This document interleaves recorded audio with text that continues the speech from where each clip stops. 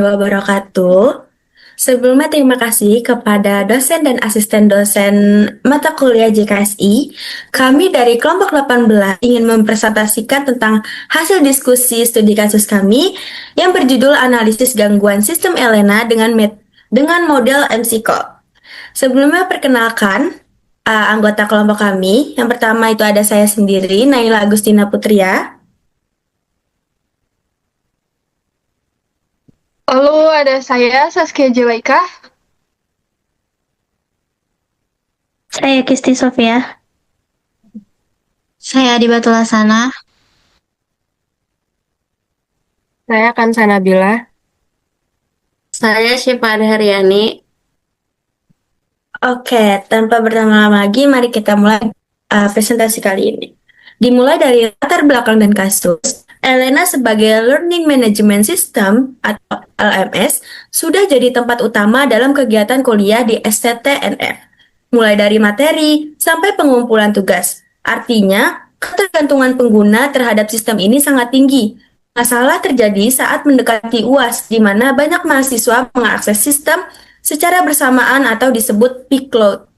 Di kondisi ini, sistem justru mengalami gangguan, terutama pada fitur pengumpulan tugas. Ada yang gagal upload, bahkan ada data yang hilang, dan sistem tidak memberikan pesan error yang jelas.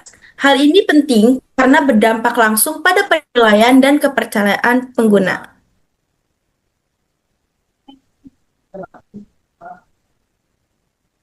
Selanjutnya dijelaskan oleh teman saya. Oke, selanjutnya saya akan menjelaskan karakteristik dan pendekatan. Elena ini adalah learning management system yang memiliki berbagai fitur seperti materi, diskusi, dan evaluasi. Dari semua fitur yang ada di Elena ini, yang paling kritis adalah pengumpulan tugas karena berkaitan langsung dengan nilai. Nah, untuk menganalisis masalah ini, digunakan McCall Software Quality Model yang membantu melihat kualitas sistem dari berbagai aspek seperti keandalan, efisiensi, dan kemudahan penggunaan. Nah, untuk ringkasan kasusnya, kasus ini terjadi pada 19 Januari 2026. Pada saat itu terjadi gangguan pada pekan UAS, di mana sistem masih bisa login, tapi fitur utama tuh bermasalah. Nah, permasalahannya itu meliputi upload tugas yang gagal, tugas yang sudah diupload hilang, dan tidak ada error message dari LMS tersebut. Next.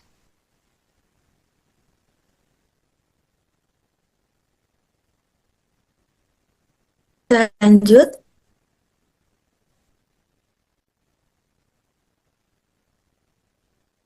Oke, di sini ada dampak masalah. Untuk yang pertama itu ada mahasiswa, yang dimana mahasiswa itu panik, terus juga bingung, terus juga merasa dirugikan. Terus yang keduanya itu ada sistem, yang dimana yang pertamanya itu menurunkan kepercayaan pengguna sama mengganggu proses penilaian. Terus juga yang ketiga itu ada dosen. Yang pertamanya itu dosennya itu sulit memverifikasi tugas, terus juga datanya itu tidak lengkap. Dan yang terakhir itu ada administratif. Yang pertamanya itu ada komunikasinya itu meningkat, terus juga tekanan ke pengelola sistemnya itu terhambat.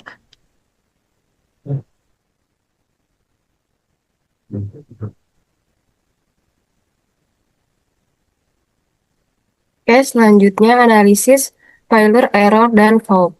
Yang pertama itu failure yang terlihat user. Yang pertama adalah gagal upload gagal, data tugas hilang.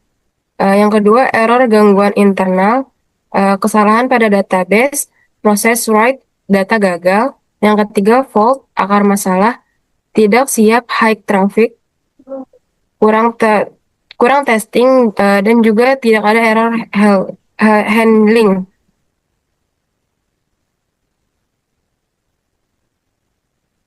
Oke, next. Jadi di sini aku bakal ngebahas metrik kegagalan dari sistemnya.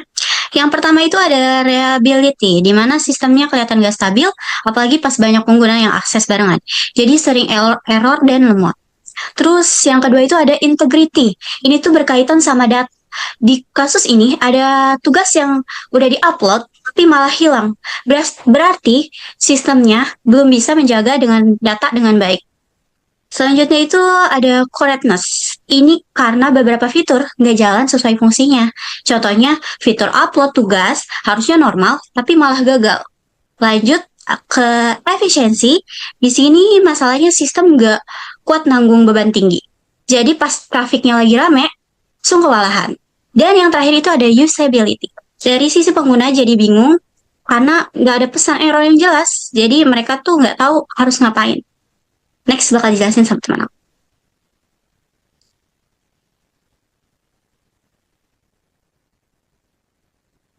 Oke, selanjutnya itu ada penyebab masalah.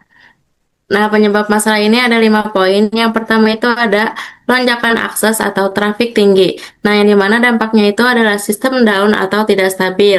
Nah, yang kedua itu ada kapasitas server tidak memadai. Nah, dampaknya itu loading lama dan crash. Yang ketiga itu ada sistem tidak menjamin penyimpanan data. Dampaknya itu integrity rendah atau datanya tidak aman. Poin keempat itu ada banyak bug atau error pada fitur. Dampaknya itu fiturnya tidak berjalan sesuai fungsi. Nah, poin terakhir itu ada user experience buruk. Nah, dampaknya itu karena usability-nya itu rendah. Oke, next. Nah, di sini selanjutnya itu ada solusi. Nah, solusi itu ada 3 poin. Yang pertama itu ada load and stress testing. Nah, ini itu melakukan pengujian beban rutin untuk mensimulasikan banyak mahasiswa mengakses sistem secara bersamaan. Yang kedua itu ada data redundancy dan backup, yang dimana itu mencegah kehilangan data tugas. Nah, yang terakhir itu ada continuous monitoring, yaitu pemantauan performa sistem secara real time untuk mendeteksi anomali sebelum terjadi failure total.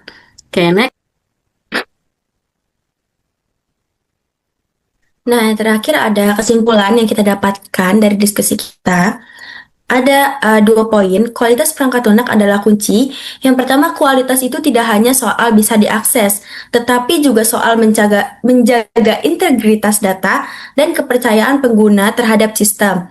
Yang kedua, kegagalan satu komponen, yaitu fitur tugas, dapat berdampak luas pada seluruh ekosistem akademik. Jadi, sistem dapat tidak dipercaya oleh pengguna lagi. Baik, terima kasih. Sekian presentasi dari kelompok 18. Kurang lebihnya mohon maaf. Wassalamualaikum warahmatullahi wabarakatuh.